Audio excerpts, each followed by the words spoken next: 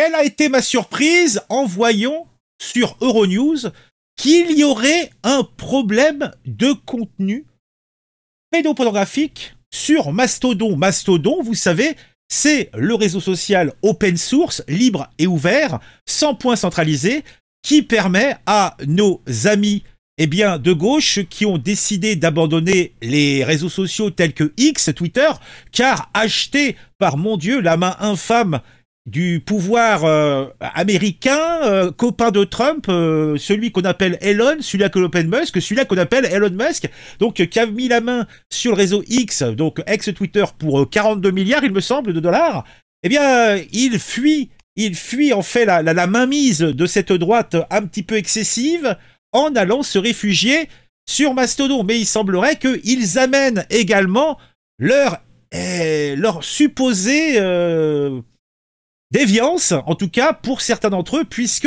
une étude avec des chercheurs de Stanford qui, après moult recherches, ont découvert des centaines de publications contenant des abus sexuels sur des enfants, et cela sur Mastodon. La plateforme décentralisée présente effectivement des défis uniques pour la modération de contenu, puisque chaque nœud est indépendant. Puisqu'il y a, c'est normal, et ça en est tout l'intérêt, une absence d'équipe centralisée de modération. Alors, il semblerait quand même que, même si ça reste encore confidentiel, que la popularité croissante de Mastodon chez nos camarades gauchistes soulève maintenant des préoccupations concernant la sécurité des enfants en ligne. Alors, est-ce qu'il faut penser que cela arrive après la migration des gauchistes sur cette plateforme? Alors, est-ce que c'est un hasard ou toute autre chose? Je ne sais pas. En tout cas, cette découverte a été un choc pour les chercheurs de l'université de Stanford, qui ont découvert, je vous l'ai dit à l'instant, des centaines de publications contenant des abus sexuels sur enfants sur Mastodon, la plateforme de médias sociaux populaire comme alternative à Twitter. En seulement 2 jours, ils ont identifié 112 instances de contenu pédopornographique parmi environ 325 000 posts analysés, ce qui est énorme. Alors, qu'en est-il de l'analyse des posts? Les chercheurs ont utilisé PhotoDNA et Google Search pour analyser les posts. Ils ont trouvé 554 instances de contenu sexuellement explicite avec une haute confiance. C'est-à-dire qu'en fait, c'était des contenus qui étaient considérés comme étant youpi, c'est de la bonne. Il leur a fallu environ 5 minutes pour trouver les premières instances de contenu pédopornographique. 5 minutes, vous imaginez un petit peu? La structure de donc, qu'est-ce qu'il y a en cause? C'est la structure de Mastodon. Mastodon est une plateforme décentralisée, contrairement aux grandes entreprises comme Facebook, Twitter et YouTube. C'en est tout l'intérêt, c'est-à-dire que ça évite que la mainmise étatique, que des patrons outranciers puissent, cacher et plomber l'information, plomber la possibilité pour les gens de communiquer et de diffuser de l'information telle qu'ils le souhaitent. Bien sûr, les conséquences sont que, évidemment, ce type de réseaux sociaux héberge également le pire, des saligots. Mais bon, ça, hélas, ça fait partie du game.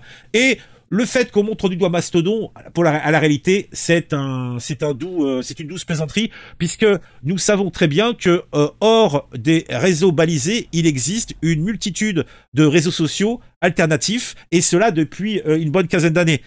Simplement, effectivement, quand tu as que quelques milliers de personnes qui l'utilisent, ça reste très confidentiel, mais il en existe énormément. Dites-vous simplement qu'un simple serveur Discord est déjà en lui-même un réseau social. Donc, avec toutes les possibilités que ça a, le chat, l'échange de données, l'échange de pouvoir communiquer ensemble, en fait, tout est là.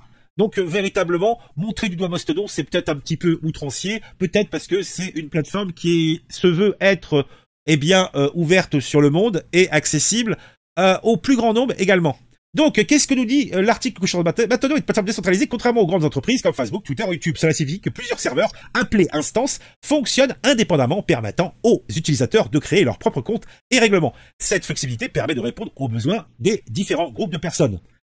Les chercheurs ont analysé les 25 principales instances de Mastodon. Donc, ils sont intéressés aux plus grosses, donc les plus gros nœuds, déterminés par leur nombre total d'utilisateurs sur le fait divers, un groupe de plateformes décentralisées incluant Mastodon, Blue Sky, Pleuroma et Lemmy. Ils ont trouvé 713 utilisations des 20 principaux hashtags liés aux abus sexuels sur enfants, avec 1200 posts sans médias.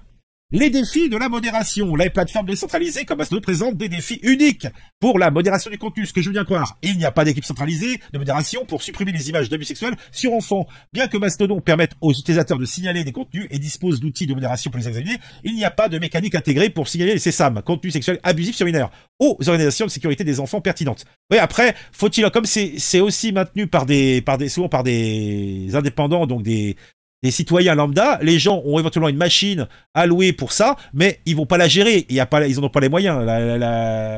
Le Mastodon a gagné en popularité depuis la prise de contrôle d'Elon Musk sur Twitter. Bon, ça reste quand même hyper confidentiel. Hein. La semaine dernière, le PDG et fondateur Eugène Rocco a déclaré que le nombre d'utilisateurs actifs mensuels dans la plateforme avait atteint 2 100 000, ce qui n'est pas loin de son pic. Et bien dis donc. Cependant, les chercheurs de Stanford soulignent que bien que le média social décentralisé puisse aider à créer un environnement plus démocratique, ils se doivent de résoudre des problèmes de sécurité pour prospérer. Eh oui, bah oui. Donc voilà, donc rien de nouveau sous le soleil hein, au final. Mais bon.